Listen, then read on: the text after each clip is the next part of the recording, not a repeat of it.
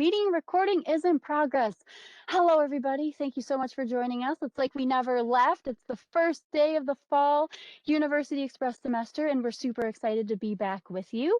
I'm Katie Earle. I work with the Erie County Department of Senior Services, and I'm joined here with my colleague, Ryan Gadzo, who will be our speaker. I know most of you know him. And then my Morning. other colleague, Elisa, who is now on my programming team. So you all will be getting very familiar with her. And speaking of that, it looks like we have a lot of familiar names on here and also quite a few new ones. So welcome. Quick housekeeping here. You saw that we are recording the session. So if all goes as planned, we'll be able to post it on our University Express website in the coming week. So be on the lookout for that. You have joined muted and without your video showing, and there's nothing you can do about that. Not because you've done anything wrong. Those are just the settings for our class today. So we'll be communicating with you using the chat. So if you have questions or comments or you disagree with something that Ryan says, put it in that chat right away. We'll try to get to as many things as we can in the time that we have. On the lower right-hand side of your screen, if you're using a computer, you'll see your chat box. And if you're on a tablet or smartphone, you touch your screen, that brings up your control panel. Then you'll see a circle with 3 dots. Click on that because then you'll see your chat. So quick shout out to our sponsors, which is our Department of Senior Services and our really wonderful commissioner, Angela Marinucci, and Excelsior Orthopedics, Highmark Blue Cross Blue Shield, and Wegmans for all of their support. And Senior Services does really awesome things like these educational classes. We have our RSVP program for volunteering, our Stay Fit Dining program, transportation, case management, benefits enrollment. So if you're looking for help for something or you don't even know what you're looking for, give us a call because we'll help you as best we can. We're at 858-8526. All right, let's learn about the star of our show. Not that he needs an introduction because he's a regular. Ryan Gadzo currently serves as the research analyst for Erie County Senior Services. He has both a bachelor's and master's degree from Buffalo State College in political science and public administration, respectively. He's a Bills season ticket holder. He's a trivia quiz master. He's amazing to work with. Ryan, thank you for being here. I'll turn it over to you.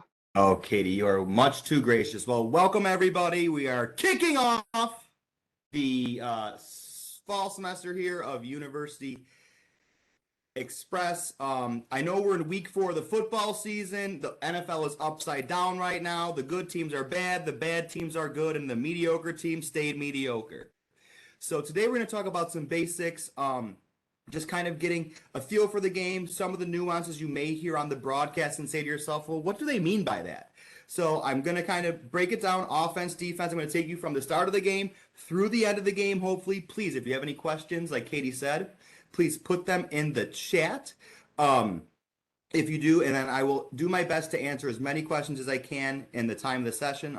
I know we usually run an hour, but if we're close, I do have a few extra minutes to spare on the back end. So we'll get right into it. Like Katie said, I'm the research analyst here. I have been a Bills season ticket holder for over 10 years now. I'm a fantasy football enthusiast. So we're going to get into today's presentation, talking about some of the basics of football. So, as we know, all right, come on. All right, every game before the kickoff, there is a coin flip. So at the start of every game, there is a coin flip to just start who starts with either possession of the ball. So the visiting team's captains, you may see anywhere up to 4 captains go out to center field to do the coin toss. The coin is heads or tails. So while the coin's in the air, the visiting team calls whether they believe it's going to be heads or tails.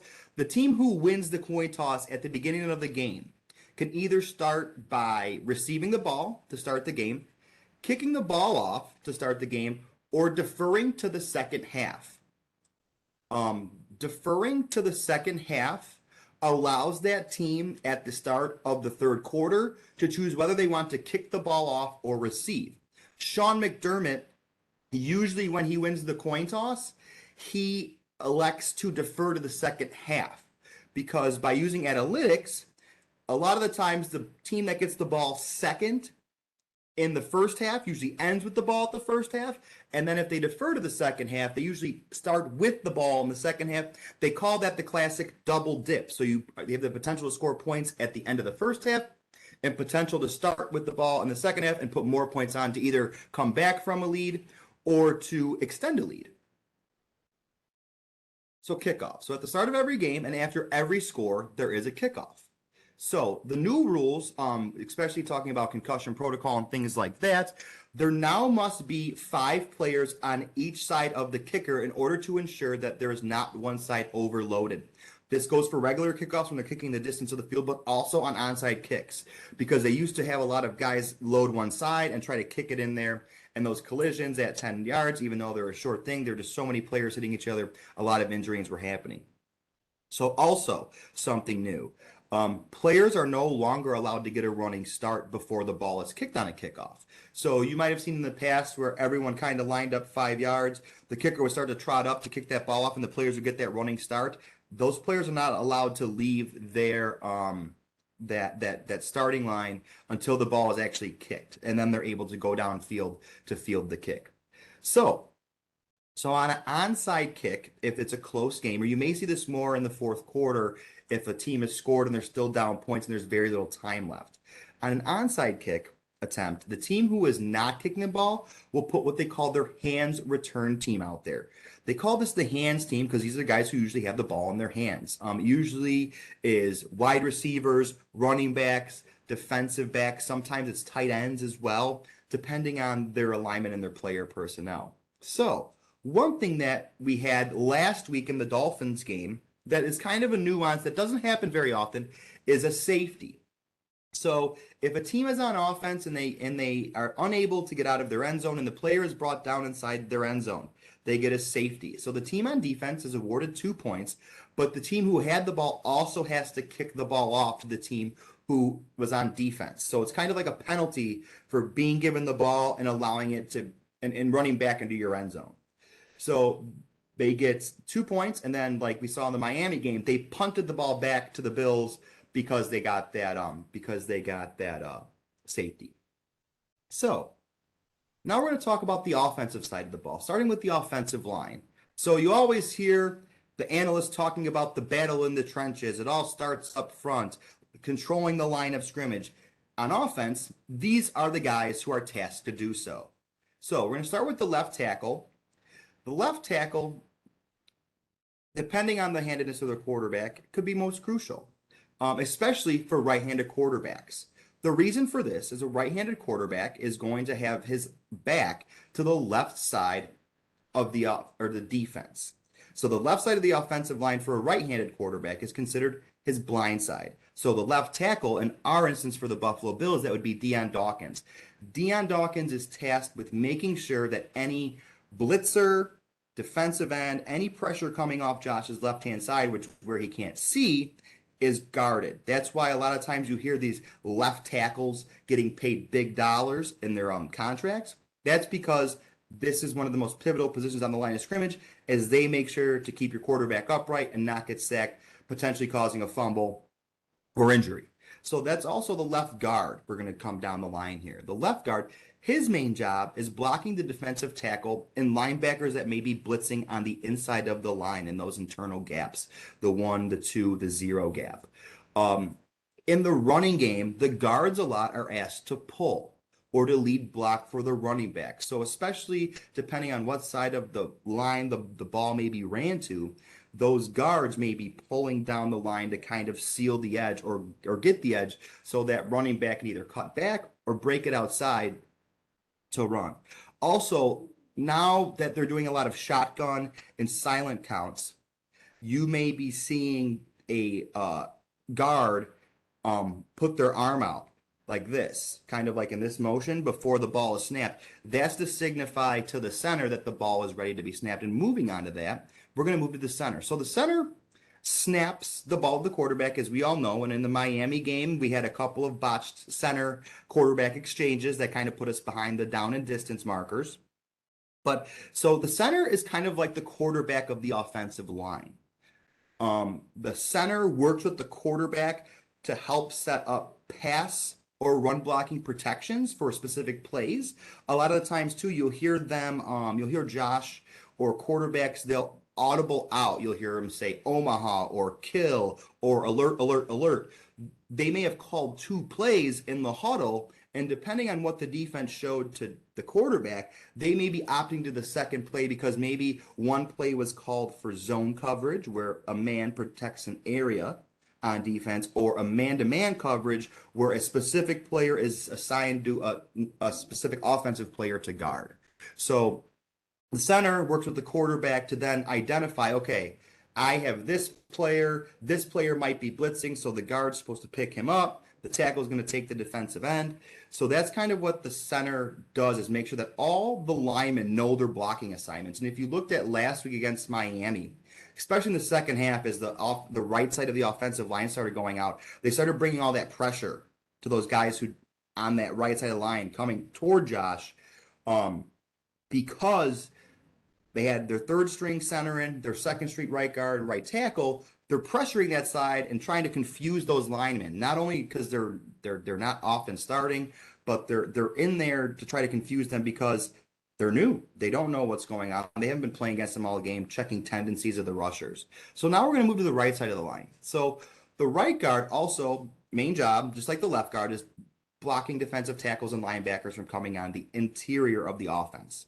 Like I said, in the running game, just like the left guard, that right guard may be asked to pull in order to lead block for their running back. And like I said, we may see them wave the hand to indicate to the center when to snap the ball. So the right tackle. So this position is most crucial for left-handed quarterbacks. Like Tua Tagovailoa, I believe, was the only left-handed starting quarterback in the league this year.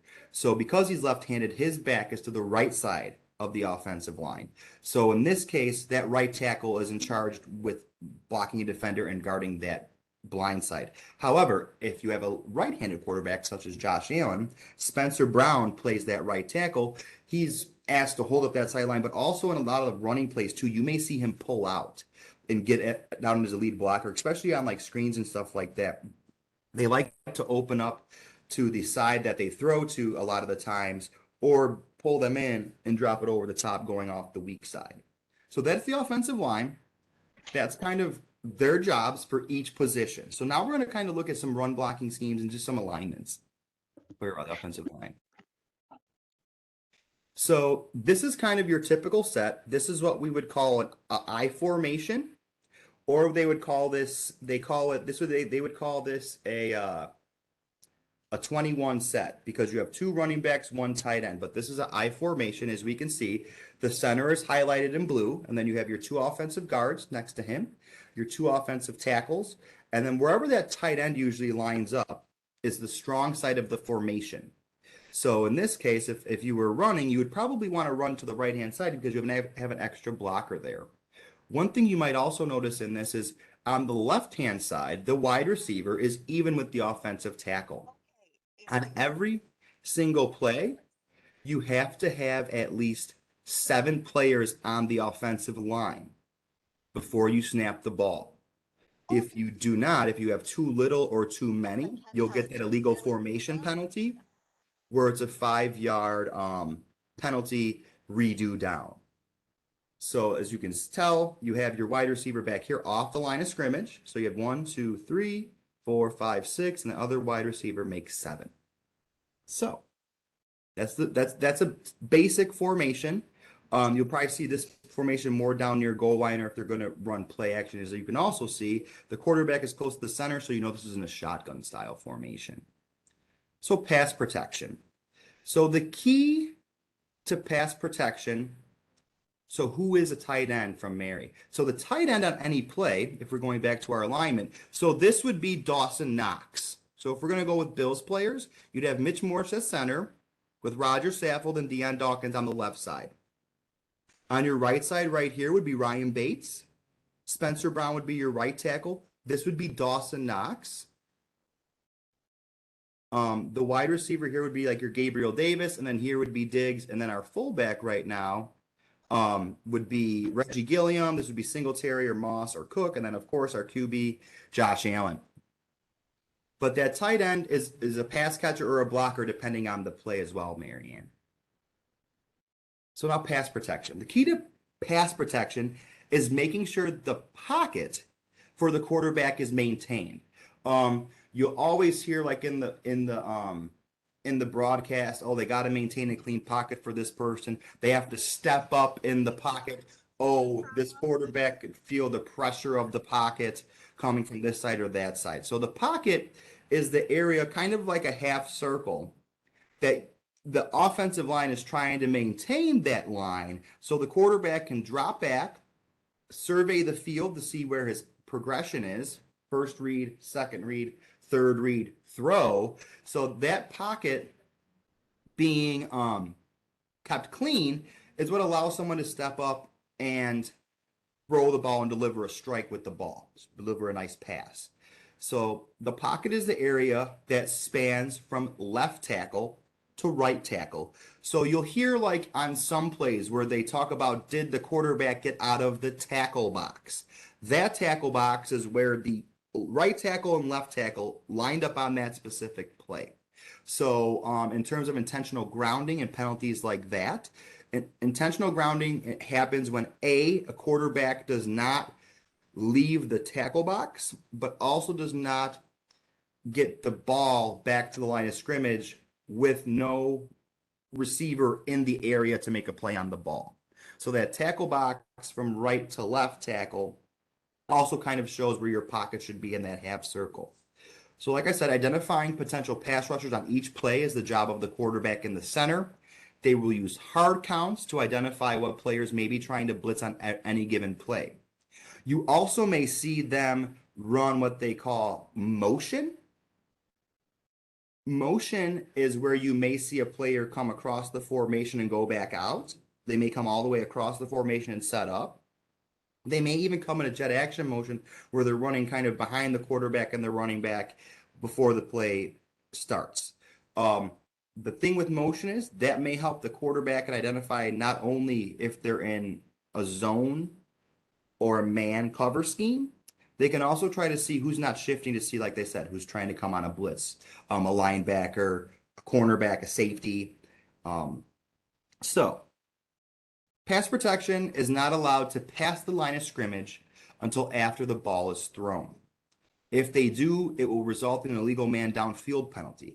So anytime the ball is thrown, a forward pass, the offensive linemen are not allowed to leave the line of scrimmage until after the ball is thrown. That also includes on a screen play. So on a screen play where they may try to attract the rushers in from a certain side and have a couple linemen and a running back flare out of the backfield and drop a little pass over the top, if one of those linemen are 5 yards downfield, then they may get that illegal man downfield penalty, which is a 5-yard penalty. It negates the play and it's a redo down. So if it was 1st and 10, it would be 1st and 15 after that. So, like I said, those penalties tend to happen more on broken plays that involve a run pass option, or which is an RPO, which the quarterback, depending on a certain guy they may be keying on, the defensive end, the linebacker, the safety, it may be a play that's designed for a run and a pass. And like broken plays I'm talking about are anytime you see a quarterback start in the pocket, a rusher comes in, they evade the pressure, and Josh Allen is doing classic for doing this, especially breaking out to his right and then delivering a strike down the field. Those broken plays where the pass rush gets there and the quarterback's able to evade the pocket and create and extend the play, that's kind of where you get those legal man downfield too, because a quarterback might look like he's going to start running down the field, and the linemen say, okay, I'm going to go find a guy to block, and at the last second before hitting the line of scrimmage, you may see that quarterback throw a pass. The lineman is unfortunately downfield because they thought they were going to run, negates the first down or the yardage gained on that play. So this is a picture of a pretty clean pocket. This is Minnesota Vikings and the Seattle Seahawks from a few years ago. As you can see, Kirk Cousins is standing here. You have a double team with the guard and the tackle here on the right side of the line, picking up this defender. You have a one-on-one block here with the center. You have a one-on-one block here with the tackle and a one-on-one block here. But as you can see, this pocket is a prime example of keeping that pocket clean. There are no rushers within a 3-yard span of Kirk Cousins. As you can see, he's got area to step up in the pocket, deliver a strike, which it looks like he's in the process of doing right now. The linebackers here are keying this guy, which he's coming right over here, it looks like. So this is a prime example of a clean pocket. They only rush 4, so they have 7 guys in coverage. But as you can see here, this is clean. This allows the quarterback time to survey the field. It allows him time to kind of let routes develop, especially if it was play action, where it may have been.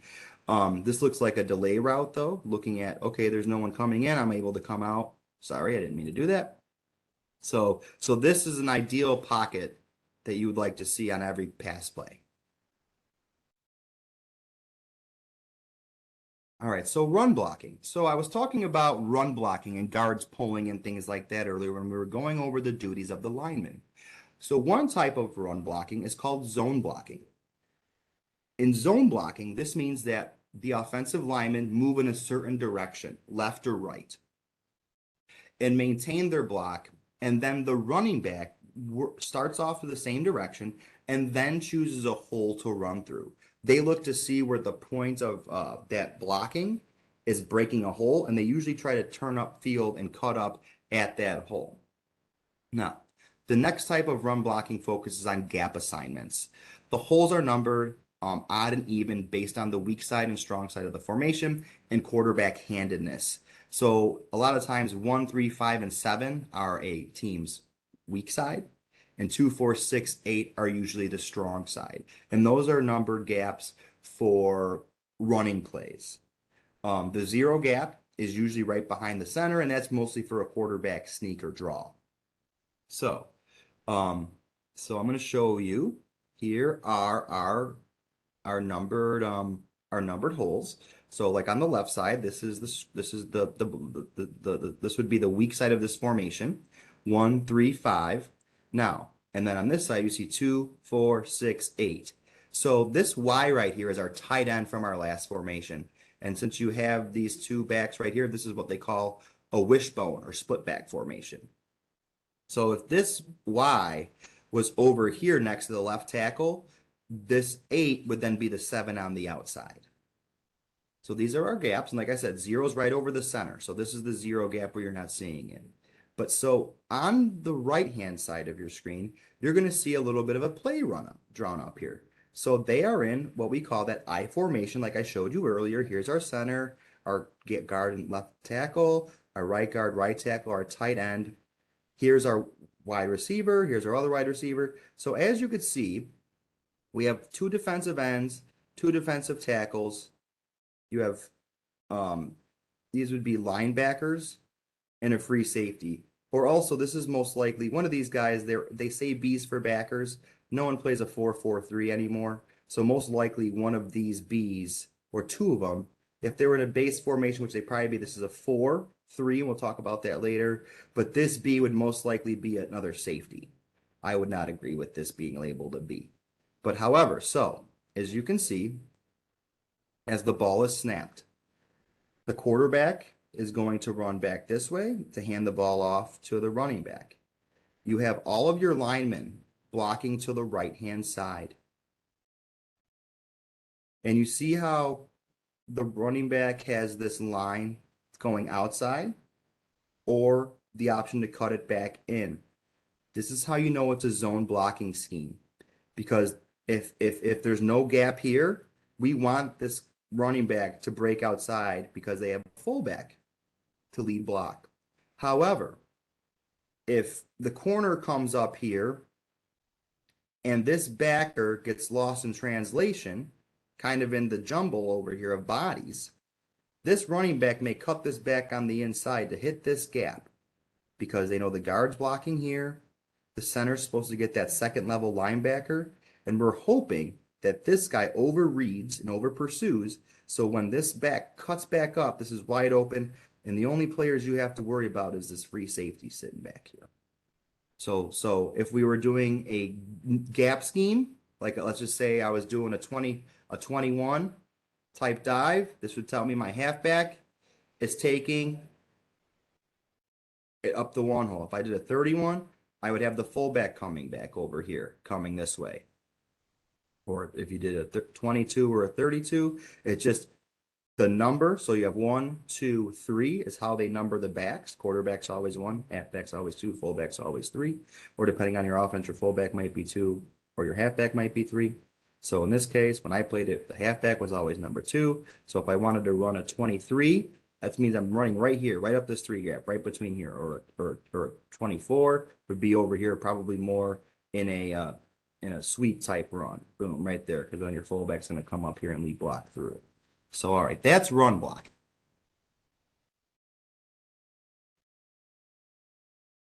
All right, so like I said, on runs that are outside of the defensive ends, a lineman or two may be asked to pull to that side. The ball is being run, like I said earlier. A lot of the times, the backside guard or tackle. So when I say backside, if we're running to the left, our backside guard and tackle would be the right and left tackle. Now, if we're running to the right, the backside guard or tackle would be the left or right, or the left guard or left tackle. So in this case, they usually have those players pull, because what they do is they have guys block down, going around, going the opposite way of the play, and then those two guys pulling come around to seal the edge. So like I said, those guard or tackle will pull and become a lead blocker for the running back. So the lineman, guard or tackle, job is to make sure that any defensive pursuit is blocked, allowing an outside lane for the running back to run. So as they block down, the guard and tackles, they come around the formation. As they come around the formation, they're looking to seal over there too. On the last play, it was that was more of a zone scheme. On the pull, it's not more of it's a man-on-man with those two guys leading the way to block out in front. So the success of this play depends on the ability of the non-pulling players, like I said, the non-pulling lineman to block down on the defensive lineman. If the player misses their down block, it could allow for that running back to be tackled in the backfield, as they're because they're allowing those two players to come out, and they're kind of coming right down the line of scrimmage where the running back's coming a little bit further behind them. So they're looking for what's ahead of them, not behind. So if you miss those down blocks, it could be quite detrimental to that running play. And then here's a perfect example of that pulling. So in this case, this is a sweep to the outside. They are having the tackle block down, the center block down, and this tackle block down here. These two guards for this design play are running the sweep out here. So the ball's going to be snapped. This is going to go to number 21, who we want to run outside. So like I said, this guard's going to pull, and he's going to seal whatever's over here, whoever's coming back this way. The second guard's going to pull, and he's going to take the next level out over here. And this guy right here, this number 35, is very intricate, because this guy's going to block down. This guy's going to pull out. This number 35 is responsible for the defensive end here. So we're hoping that by pulling and blocking down, we're going to get these two linebackers in motion here to come down to hopefully not know that our guards are pulling. So they're going to see the running back come this way. They're going to shuffle down this way to try to make the play over here. What we're hoping is that by pulling these two linemen around the formation is to cut these guys off and to seal this side right here. So our wide receivers probably over here to block down. Realistically, by blocking these two guys with these two pulling linemen, this allows our running back to have to beat one player to break a long run here. So this is the one player who can stop this play if everything's blocked correctly. Now, for instance, let's say that our guard pulls and our tackle right here misses the down block. So let's see, this guy's gone. This guy misses the down block. So then if this player doesn't pick him right up, or if he gets down too quickly, this player potentially has the ability to come shoot this gap, not get blocked, and get tackled in the backfield for a loss. So that's why those down blocks there, here, and then those two guys coming around are crucial to secure on a sweep play like this. And this is in this formation right here. You see how the quarterback is not directly under the center. This is what they would call a shotgun formation. And if this lineman or this running back was behind him, it'd be called the pistol. They call that formation when you have a quarterback in the shotgun with a running back behind him. So now we're going to move to the defensive side of the ball, and kind of run through from the front lines, which is the defensive line, all the way to the secondary. So defensive tackles, or DTs, these players line up over the guards of the offense. Their primary job is to eat up blockers in the run game and provide initial push up the center of the formation to disrupt the pocket in the pass game. In our defense, the Bills play a 4-3, which means 4 down defensive linemen, 3 linebackers. That's their base. But actually, the Bills play a lot of what's called nickel. So that is 4 defensive linemen, 2 linebackers, and 5 defensive backs. And I'll talk about that formation a little bit later. Also, we have a nose tackle who sometimes plays. This player lines up immediately over the center on any given play, so they play one-on-one. But this is usually played in a 3-4 defensive formation where there's 3 down linemen and 4 linebackers. So back in the day, we call them defensive ends, which they're still called, but a lot of them now are calling these edge rusher or edge. They're pass rushing specialists is what they call them. They call them edge rushers. So these players usually line up over the tackles on the offensive side of the ball, the offensive tackles.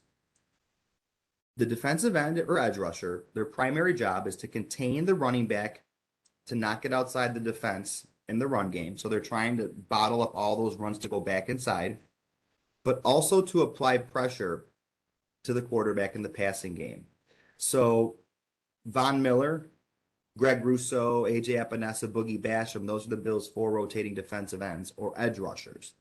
Their specific job is to really get after the quarterback and help collapse that pocket from the sides to either make that quarterback step up into that rush that's coming from those defensive tackles or nose tackles, or potentially have to make them run out of the pocket and evade and break up the play and get a quarterback hurry.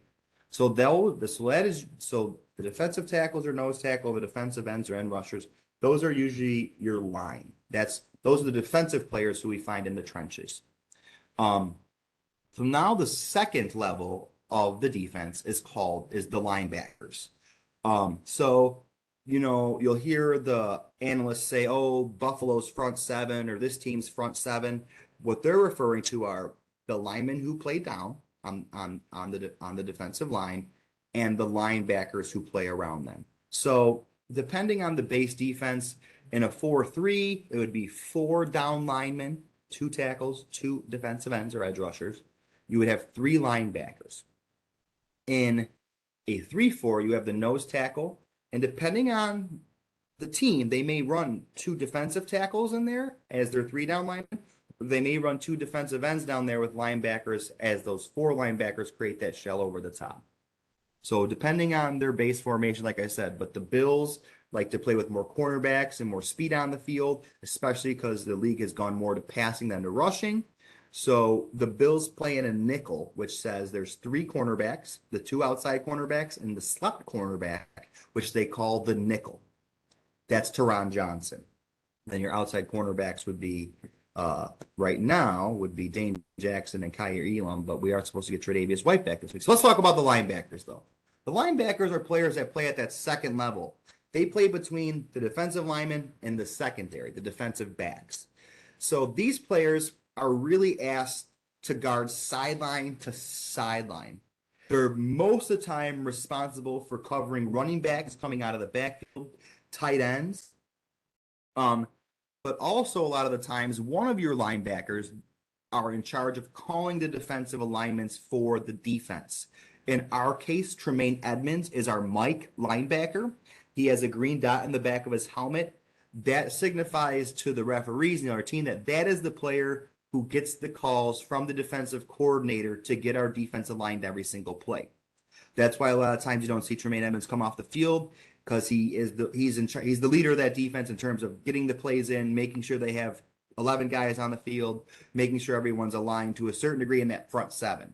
Now, Tremaine Edmonds may work with now Jordan Poyer and Micah Hyde when he was in, on talking about coverages and how they're shifting coverages between the linebackers in the secondary or your defensive backs. So those linebackers, like I said, they're in charge of the second level of defense. They usually play sideline to sideline, especially nowadays. They're asked to do a lot more. 30 years ago, linebackers were really there just to come down and either thump the running back in the hole or blitz on defense. Now they're asked to do a lot more coverage in terms of, especially because a lot of teams are throwing the ball more. They have a lot more pass combinations where you have running backs coming out of the backfield, tight ends going out on routes, especially you saw the game last night with Travis Kelce. He's probably the premier tight end in the league, and he is just as big of a passing threat as any wide receiver you see on the field. So when we get into the secondary or the defensive backs, you have your cornerbacks. Your cornerbacks, like I said, you have Tre'Davious White, who's our cornerback. You have Teron Johnson, who plays that nickel cornerback. And then, so these players are responsible for covering wide receivers on passing plays, but also maintaining the edge on running plays. So realistically, a cornerback does not want to allow a running back to get outside of them or pass them on a running play. And the same thing on passing plays, they're in charge of maintaining coverage for that play. So like I was talking about earlier, secondaries, including the linebackers, play either man or zone coverages, depending on how the defensive philosophy is run. The Bills this year have been playing a lot more zone than they typically do.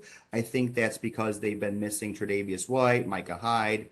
Dane Jackson was out for that game. So because they had younger guys in, I think playing the zone coverages is a lot easier because you're not putting your cornerbacks or safeties in a one-on-one situation with the potential for someone to get behind them. So then we have our safety positions. You have your strong safety, who would be Jordan Poyer and for the Bills, or your free safety, who in many cases was Micah Hyde. Now that he's hurt, that is DeMar Hamlin, number 3. So the safeties are literally the last line of defense for the defensive unit. And the primary job of these players are to make sure nothing gets past them.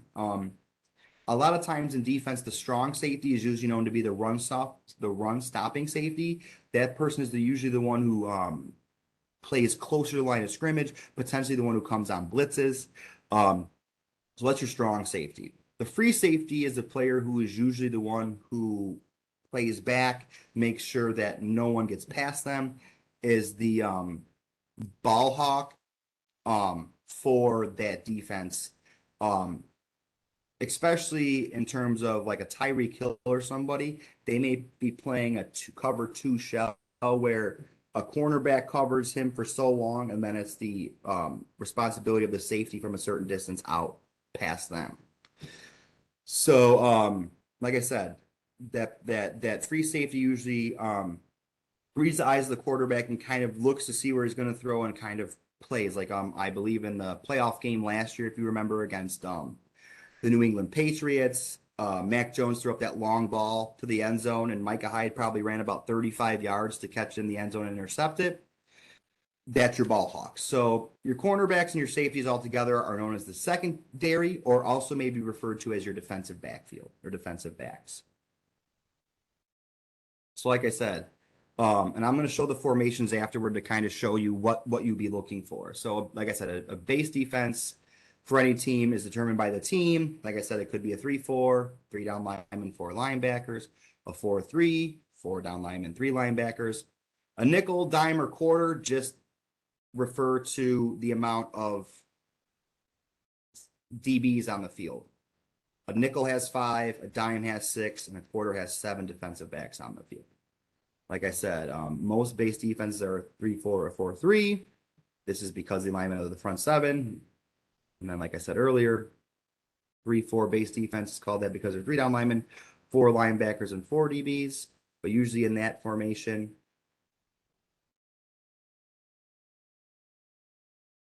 one linebacker is used on every play, or in the pass rush game. These defenses tend to be used for more blitzing. And then a 4-3 base defense is called that because there's 4 down linemen, 3 linebackers, and 4 linemen. Usually apply the pressure in those formations. So like I said, so a 3-4 defense is exactly this. So you have your 3 down linemen, your 4 linebackers, and your 4 secondary, which consider your 2 cornerbacks, your free safety, and your strong safety. Usually in a 4-3, like I said, one of these outside linebackers is usually used as a defensive end or a pass rusher on each play. Conversely, the 4-3, you have your 2 defensive tackles, your 2 defensive ends, your 3 linebackers, your 2 cornerbacks, and your 2 safeties.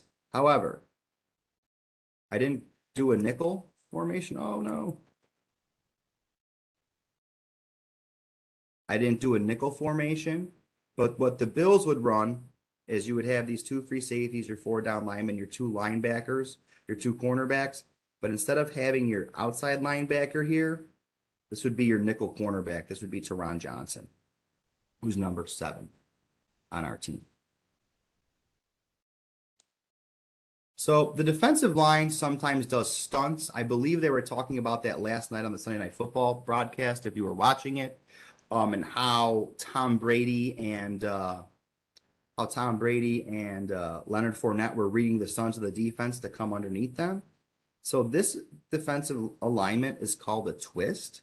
So here's your offense. You have your center, your 2 guards, your 2 tackles, and your tight end, your halfback, quarterback, your running back. This is probably more of a slot receiver, your X and your Z receivers. But as you can see in here, we're in a 4-3 concept. Here's your 2 tackles, your 2 defensive ends, your weak side linebacker, your Mike linebacker, and your Will linebacker. Here's your strong safety, your free safety, and your cornerback. So if you're looking at this, this would be like Von Miller, Ed Oliver, Jordan Phillips, and Greg Rousseau. This would be Jordan Poyer, Tre'Davious White, Dane Jackson.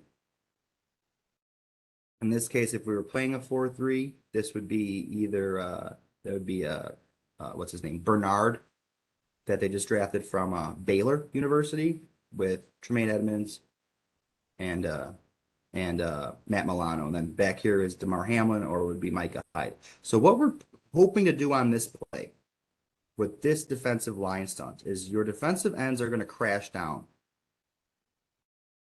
And like on this side, the same thing. Those defensive ends are going to crash down to the inside. What we're hoping to do here on defense is that these 2 players lose track of these tackles. By bringing them out around the back here, we're hoping that these 4 players all collapse down to take on the end, making the center have to guard one of these 2 guys coming around the end, which we're hoping, these tackles coming outside, which we're then hoping to get to the quarterback. So that is what we call a twist, because we're twisting in, we're twisting the lineman up by having one come outside and one swirl inside. Now, the other one is called a slant or crash or a collapse. So we have the same kind of formation here. Here are our linebackers, here are our corners and our safeties. But instead, what we're doing is we're crashing down one side. So here are their center, their 2 guards, their 2 tackles. So what we're doing here is everyone on the defensive line is crashing one way, because we want to get these offensive linemen moving one direction. Because as you can see, we're hoping that this linebacker is going to come around the end on a blitz to make a play in the backfield, because we want to get all these guys shifting to lose track of him. And like you see here, because of this double alignment, this linebacker is going to cover down. So realistically, all these guys crash to the right. This linebacker comes back out to the left, and hopefully either is able to pick up this player coming out of the backfield. If it's a run, make a stop here. If not, hopefully get to the quarterback. So those are a couple different defensive line stunts you'll see. These are called slants or crashes, and the other one was called a twist. And the reason for that is you're trying to get guys going opposite ways, or get those alignments called, or those protections confused. All right. Penalties. There should have been more penalties on Baltimore yesterday, but we won't get into that till after we're done. Penalties. Throughout every football game, there are penalties called, some not called, some on offense and some on defense. Some of the penalties occur pre-snap, during the play, and after the play. So depending on when the penalty occurs may affect how and when the penalty is enforced. So sometimes you'll hear of offsetting penalties. Offsetting penalties occur when both the offensive and defensive sides of each team respectively has a player that commits a penalty. At this point, since they're offsetting, they just replay the down, which usually happens. The only time that offsetting penalties does not occur is if there's a personal foul by one side and a procedural or non-personal foul by the other side. So if you had an unnecessary roughness call within the play, which is a personal foul, and then you had holding, they would not offset because the personal foul at that point is a higher elevation or higher is a 15-yard penalty. The personal foul would then be accepted because it supersedes that lower call. So some of the pre-snap penalties you may hear talked about or called on any given Sunday. Offside. This occurs when a defensive player is lined up in the neutral zone, which is on the line of scrimmage when the ball is snapped. Sometimes when this occurs, the officials will allow a free play. Aaron Rodgers is known for this, getting a player to jump off sides, because then, especially when Devontae Adams was there, who now plays for Las Vegas, he would throw a ball, a deep bomb every time they had an offside, because he knew he was going to get 5 yards and get to redo the down. Because even if you throw a interception on that play, because of the offside happening before the play happened, it's null and void. So, like I said, sometimes officials will allow a free play to happen in which the result of the play, if negative, will be negated by the penalty. If it's a positive play where they gain yardage more than the penalty, they most likely will accept it. Depending on how many yards that is. If they gain 3 yards, they'll probably not accept it and take the 1st and 5.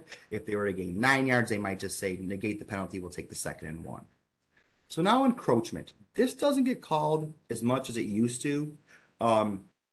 Encroachment happens when a defensive player touches an offensive player prior to the snap of the ball.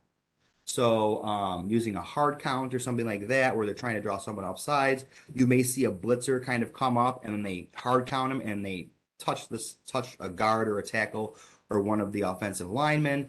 That would then be an encroachment. It's a 5-yard penalty, and then they replay the down after the penalty yardage is assessed. So neutral zone infraction is a newer penalty.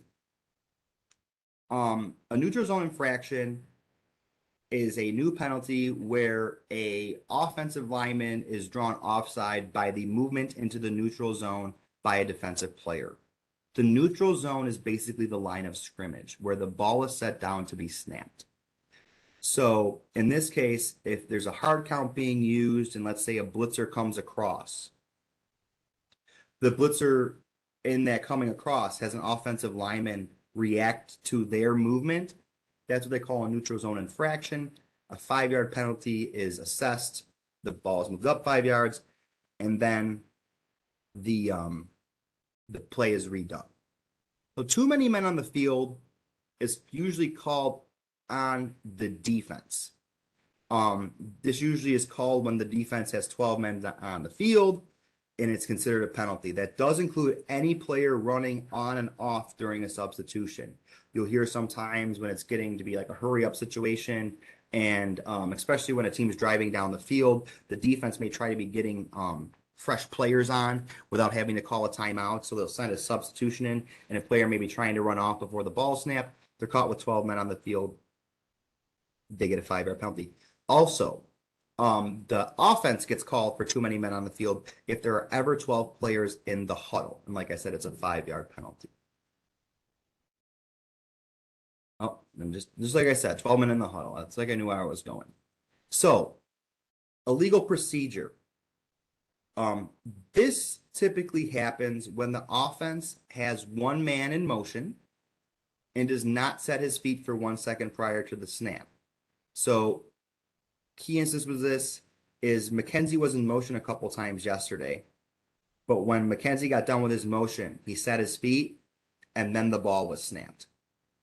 If they just snapped that ball while he was in motion, never set his feet, it would be an illegal procedure because he was not set. Also, if someone's making their way toward the line of scrimmage with their motion when the ball is snapped, that's also a legal procedure because you're not supposed to be moving toward the line of scrimmage when the ball is snapped. Unlike our friends in Canada and Canadian football, you can.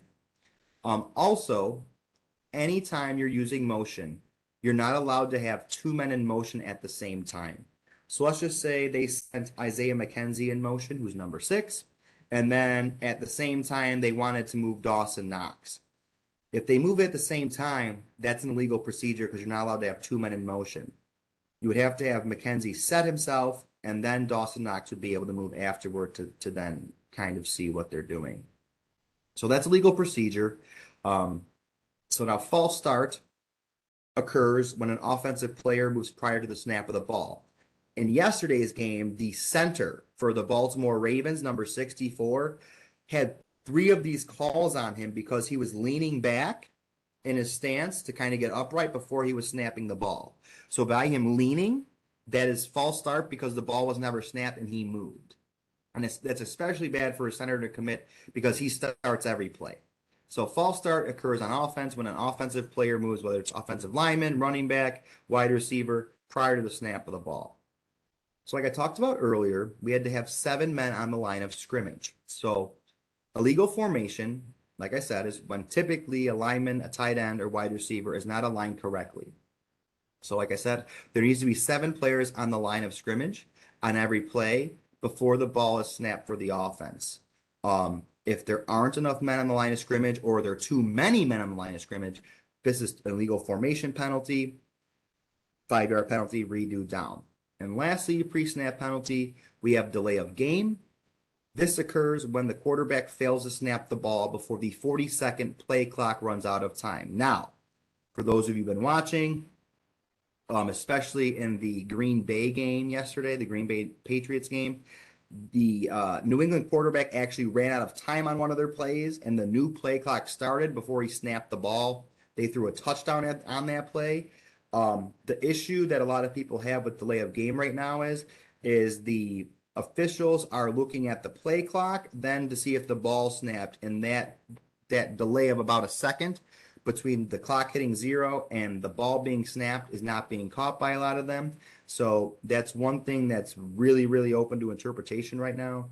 And that's one thing that there's kind of a little bit too much leeway on that I've heard from the analysts, especially because some crews are right on it and some give that delayed second. So they almost get an extra second without getting called. It's a 5-yard penalty. So, but that is delay of game. So we're going to talk about some situational awareness for penalties. So depending on what's going on in the game, such as score, time remaining, timeouts remaining on top of a plethora of other factors may determine whether a penalty is accepted. So like when you're on offense, a penalty on the defense may be accepted on a previous play that had no gain or a negative gain in order to advance the ball and potentially reset the downs. So on offense, a penalty such as defensive pass interference, holding, or even offside may be declined due to the result of a play being more positive than the yardage gained via accepting the penalty. So I think there was a play yesterday in the Bills game where they had a defensive holding called against Baltimore, which is a 5-yard penalty. But I believe I want to say Diggs caught like a 13 or 14-yard out route on the same play. So instead of taking the 1st and 5, they declined the penalty and took the yardage instead, which was also a first down, just 9 more yards down the field. So like I said, kind of depending on what happens during the play where the penalty's called. So let's just say if that pass wasn't caught, most likely the Bills would have taken that penalty to get the 5 yards and a fresh set of downs instead of going to 2nd down and 10. So on defense, there are the same reasons may occur for accepting or declining a penalty. So, for instance, when the offense commits a penalty, the defense may or may not accept a penalty based on the outcome of a play. So, let's just say if a quarterback is sacked on 3rd down, while there's also a holding penalty, the team may choose to decline the penalty so that the down advances to fourth down and may be forced to punt. Like same thing, like let's just say conversely, if there's a holding penalty and the offense throws for a first down or a touchdown, the most likely that team is going to accept the holding penalty. So now it's 3rd and 10 or 3rd and 20, and they have to replay the down and hopefully be able to hold them. So the team has to punt. So a penalty committed by the offense may be accepted when the offense commits a penalty on a play that was positive for the offense. Like I said, these penalties could be holding, illegal man downfield that we talked about, and we even saw yesterday in the Bills game an offensive pass interference called on their tight end Mark Andrews when he pushed off Teron Johnson near the goal line. So you may see a defense decline the delay of game on fourth down when a team is punting. So the punter has less room to work with. So a couple of years ago, you've seen Bill Belichick take a delay of game penalty, which he was doing two things, is by taking the delay of game penalty, by running the clock down, and they changed the rule afterward, but he ran the clock down, play clock to 0, was assessed a delay of game. He kind of outsmarted his disciple, Matt Vrabel. Matt Vrabel declined the penalty, so they replayed the down and it allowed the clock to keep ticking and run the clock out pretty much on the Tennessee Titans to come back and win.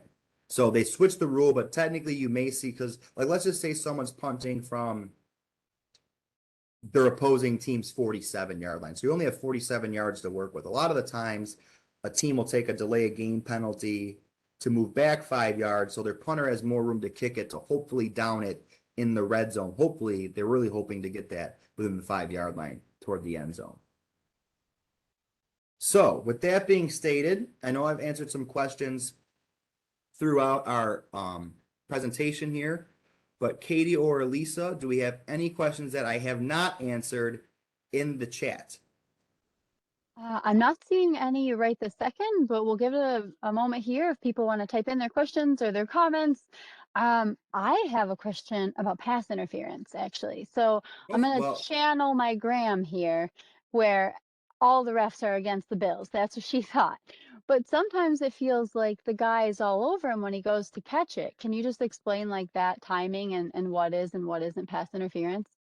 So realistically, anytime a receiver I'll talk offensive, or I'll talk defensive pass interference first, and then I'll talk offensive pass interference. So on defense, a few years ago, they started the defensive holding or illegal contact. So defensive holding or illegal contact occurs on a potential pass play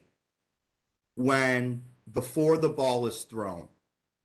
So anytime a player going out on a route is held or their progress to run the route is stopped, that is either holding or illegal contact. Now, once the quarterback throws the ball to a receiver, the receiver, by the rule, the way it's written is that receiver is entitled to make a play on the ball without being contacted. So we kind of seen it both sides yesterday. I believe there was a Gabriel Davis pass that went incomplete, and he got there a little bit early. But then later in the game, the same thing kind of happened with the Bills, so it was kind of a one-off. But yes, so defensive pass interference happens when a receiver is obstructed to catch the ball by a defensive player, whether that's by grabbing the jersey, tackling them, holding their arms, anything of that nature. So, offensive pass interference are usually called two ways. So, the first way offensive pass interference is called is how we seen it yesterday when the tight end, Mark Andrews for Baltimore, pushed off of Teron Johnson near the end zone to create separation between him and the defensive back. That was defensive pass interference. They got a 10-yard penalty on that. However, defensive pass interference also occurs. You'll hear them talk about rub routes and pick plays. what the offense is doing is they're getting two defensive players lined up close to each other, and they're having an offensive player run a route with the sole purpose to either have that defender run into them. They really don't want that to happen, accidentally run into them, or make them run around them to create the separation for a specific player. That's a pick play. If caught, or if a player blocks that player, that would also be offensive pass interference, because you're technically not allowed to. An offensive player is not allowed to stop a defensive player the same from defending a player by doing so, because that contact downfield works both ways. Realistically, a wide receiver and a cornerback should really not be touching each other until the ball is caught by one or the other. You hear them talk about hand fighting, where a cornerback or a wide receiver may have their hand on a shoulder or an arm, and they're kind of slapping their hands back and forth. They kind of let that go. It's when it gets to a point where you're impeding either the offensive player is impeding the defensive player from making a play, or vice versa, the defensive player is impeding the offensive player to make a play. And those where you see pass interference. Now, like I said, prior to the pass, you may get defensive holding or illegal contact. Okay. Thanks, Rye. A question came through. Can defense bump the receiver before catch? So by the letter of the law, no. That receiver should be allowed to make any play on the ball.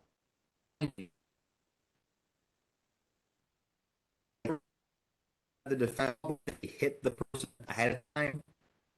So realistically, no, they shouldn't. So, okay, so you within 5 yards of the line, a to jam up the player at the line of scrimmage, but after jamming them, they have to release them. They can't just hold them there. So you kind of have that 5-yard chuck rule, they used to call it.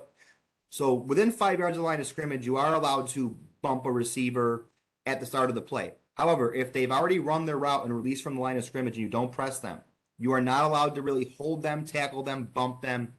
Now, let's talk about if it's a long pass play, you have a cornerback defending a wide receiver, and then you have a safety like Micah Hyde coming in to make a play on the ball. Technically, that defender and that wide receiver are both allowed to make a play at the ball. So if it's determined that the defender was playing the ball and not the man, and contact happens, that's incidental contact, as the man was playing the ball. Now, in that instance, if instead of playing the ball, Micah Hyde just says, I'm just going to deliver a shot to this guy's ribs while he's jumping in the air to get the ball, that's where you would see defensive pass interference. Because instead of playing, as they both had an opportunity to play the ball, the defensive player decided to play the body of the man, not the ball.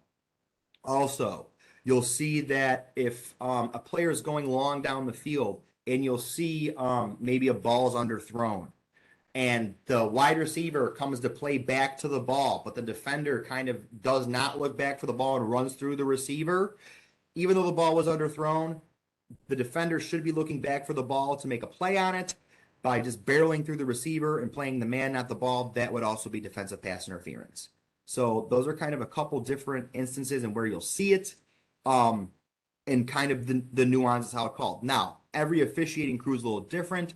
Some officiating crews tend to let the hand fighting and some of that physical contact take more place. Other ones call flag on it all the time. So you kind of also have to know the trends of the crew officiating. Because I think like last year in the one game, I don't remember if they were playing, I think they were playing Kansas City, and that officiating crew they had allowed more holding. And then I believe like the next week they played or something, they didn't allow, the other crew they had didn't allow all that much holding. So it's kind of under interpretation, but by the letter of the law, there should be no contact between an offensive and defensive player before the pass is caught. Unless you, like I said, you have that incidental contact where both players are playing the ball and they just happen to meet at the point there. So that's kind of where that difference of kind of, it was just incidental contact versus defensive pass interference. Okay, sweet. Thanks, Rye.